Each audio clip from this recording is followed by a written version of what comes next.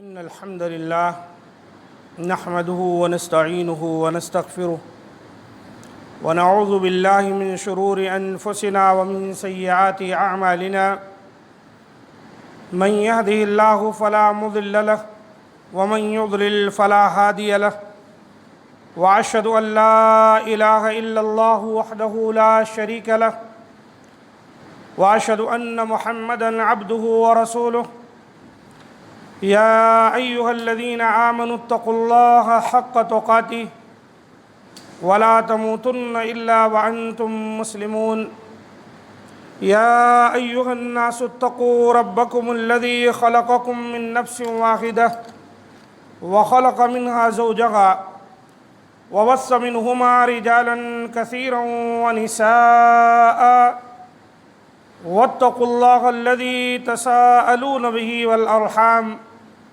إن الله كان عليكم رقيبا يا أيها الذين آمنوا اتقوا الله وقولوا قولا سديدا يصلح لكم أعمالكم ويغفر لكم ذنوبكم ومن يطع الله ورسوله فقد فاز فوزا عظيما أما بعد فإن خير الحديث كتاب الله وخير الهدي هدي محمد صلى الله عليه وسلم وشر الأمور محدثاتها وكل محدثة بدعة وكل بدعة ضلالة وكل ضلالة في النار.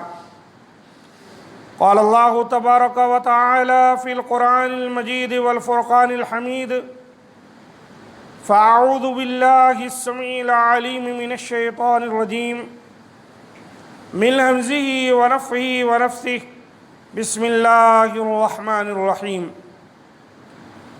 ويوم تقوم الساعة يبلس المجرمون ولم يكن لهم من شركائهم شفعاء وكانوا بشركائهم كافرين. وقال تعالى في موضع آخر: يومئذ لا تنفع الشفاعة إلا من أذن له الرحمن ورضي له قولا. رب اشرح لي صدري ويسر لي أمري واحلل عقدة من لساني يفقه قولي. رب زدني علما. ربنا لا علم لنا إلا ما علمتنا إنك أنت العليم الحكيم. معزز سامعین کرام، آج کے خطبہ مسنونہ کے بعد سورہ روم کی آیت نمبر 12 اور 13، اسی طرح سورہ طٰہٰ کی آیت نمبر 109 کی میں نے آپ کے سامنے تلاوت کی ہے۔ ان دونوں آیتوں میں اللہ رب العزت نے قیامت کے دن جو شفاعت ہوگی، سفارش ہوگی، اس کا ذکر کیا ہے۔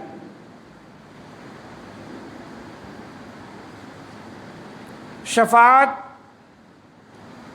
یہ دراصل قیامت والے دن، قیامت کے میدان میں جب لوگ پریشان حال ہوں گے تو لوگ چاہیں گے کہ کوئی شفاعت کرے، ان کا سفارشی بن جائے، کہ اللہ تعالیٰ تک ان کی باتیں پہنچائے کہ وہ بہت پریشان ہیں۔ اللہ تو ہر چیز سے واقف ہے، اللہ سے کوئی چیز مخفی نہیں ہے، چھپی نہیں ہے۔ اس دنیا کے اندر جو اللہ کی ذات پر ایمان نہیں رکھتے ہیں، وہ بھی کسی نہ کسی صورت میں کسی نہ کسی اپنے معبود باطل سے تعلق رکھتے ہیں کہ وہ قیامت کے دن ان کو بچائیں گے۔ اور بہت سے ایسے ہیں جو اللہ پر ایمان رکھتے ہیں، اعمال صالحہ نہیں ہے، بلکہ بدعات و خرافات اور رسومات کے نظر ہے ان کی زندگی۔ لیکن جب بات کوئی کی جائے تو وہ بھی رسول اللہ صلی اللہ علیہ وسلم کی شفاعت کا دم بھرتے ہیں کہ نبی صلی اللہ علیہ وسلم قیامت والے دن شفاعت کریں گے۔ اس میں کوئی شک نہیں کہ اللہ تعالیٰ اپنے بعض نیک بندوں کو شفاعت کا موقع عطا فرمائے گا۔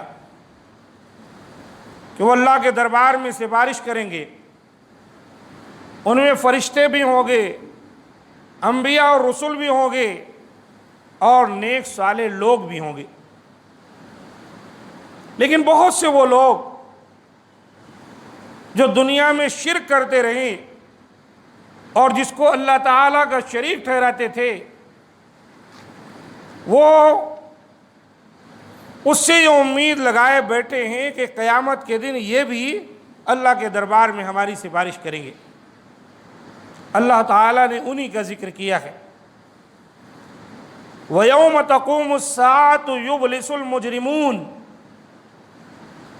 جب قیامت قائم ہوگی تو مجرم لوگ حیران و پریشان ہوں گے، جو مجرم ہیں، گنہگار ہیں۔ یہاں اللہ تعالیٰ نے مجرم کہا، یہ حیران و پریشان ہوں گے۔ وَلَمْ يَكُنْ لَهُم مِّن شُرَكَائِهِمْ شُفَعَاءُ، دنیا میں اللہ کے مقابلے میں وہ جس کو چاہتے تھے، جس سے مناجات کرتے تھے، جس کو دکھ سکھ کا اپنا ساتھی سمجھتے تھے، اور خیال تھا کہ قیامت والے دن یہ کام آ جائیں گے، اللہ تعالیٰ نے فرمایا ان کے یہ شریک قیامت والے دن ان کے سفارشی نہ بن سکیں گے۔ وَكَانُوا بِشُرَكَائِهِمْ كَافِرِينَ، یہی نہیں، اس وقت تو مجرم لوگ اپنے شریکوں کے بااختیار ہونے سے انکار کر دیں گے۔ یعنی دنیا میں جو شرک کرتے تھے، وہاں یہ حقیقت ان کے سامنے آ جائے گی کہ یہ جن کو ہم اللہ کے مقابلے میں کچھ بنا رکھے تھے، یہ کچھ کام کے نہیں۔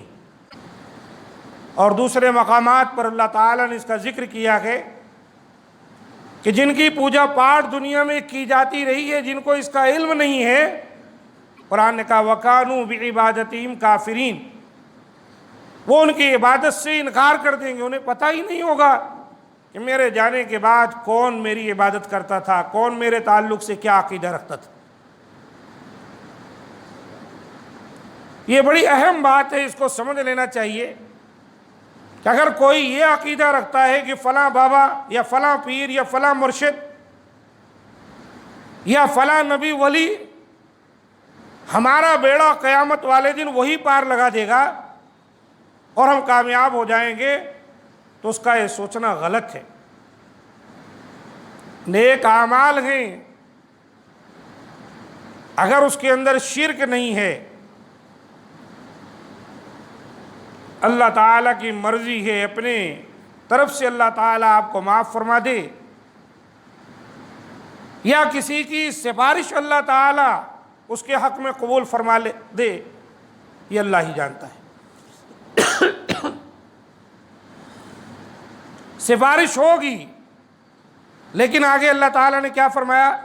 یومئذ لا تنفع الشفاعة الا من اذن له الرحمن ورضی له قولا، روز قیامت کوئی سفارش فائدہ نہ دے گی سوائے اس شخص کی سفارش کے جسے رحمان نے اجازت دی ہو اور اس کی سفارش کی بات اللہ تعالیٰ کو پسند بھی آئے گی۔ آپ ہی سوچئے، اللہ کے مقابلے میں جو لوگوں نے معبود گھڑ رکھے ہیں، جن کے پاس مناجات کر رہے ہیں، جن کے در پہ چادریں چڑھاتے ہیں، وہاں جا کر دعائیں کرتے ہیں اور اپنے نفع نقصان کا مالک ان کو سمجھتے ہیں، ایسے لوگوں کو اللہ کے دربار میں اجازت مل سکتی ہے؟ جس چیز کو اللہ تعالیٰ پسند ہی نہیں کرتا دنیا کے اندر، شرک اللہ کے نزدیک سب سے بڑا گناہ ہے، گناہ عظیم۔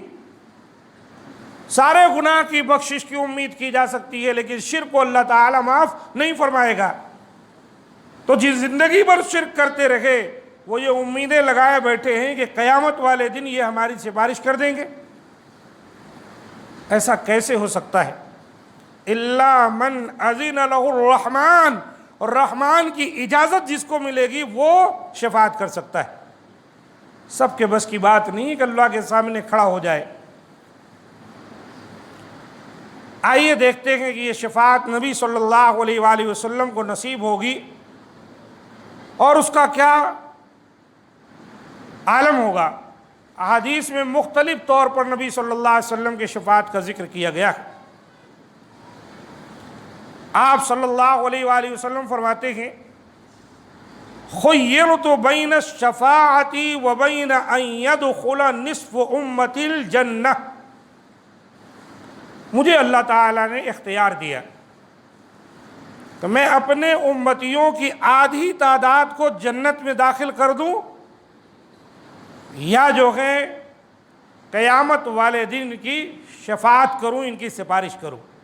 دو چیزوں کا اختیار دیا گیا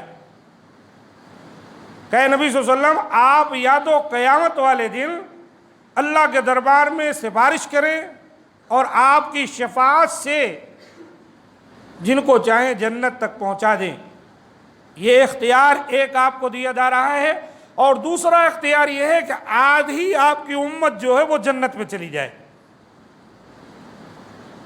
فاخترت الشفاعت، اللہ کے رسول کہتے ہیں میں نے شفاعت کو اختیار کر لیا۔ وَهِيَ لِمَنْ مَاتَ لَا يُشْرِكْ بِاللَّهِ شَيْئًا، اور اللہ کے رسول نے واضح طور پر فرمایا اور وہ شفاعت میری امت کے ان لوگوں کے لیے ہے لمن ماتا، جو اس حال میں مرتا ہے کہ لا یشرک باللہ شیئا، اللہ کے ساتھ کسی چیز کو بھی شریک نہیں ٹھہراتا۔ بالکل واضح اور کلیئر ہے مسئلہ۔ قیامت والے دن نبی صلی اللہ علیہ وآلہ وسلم کی شفاعت کن کے حق میں ہوگی؟ جو مرتے دم تک شرک نہیں کیے اور جو شرک میں ملوث ہیں اور اسی پر ان کی موت ہو گئی، توبہ میسر نہیں آئی، توحید کو نہیں سمجھے، تو ایسے لوگوں کے لیے قیامت کے دن نبی صلی اللہ علیہ وآلہ وسلم کی شفاعت نہیں ہوگی۔ یہ حدیث ترمذی کی ہے اور ابن ماجہ میں آئی اور صحیح حدیث ہے۔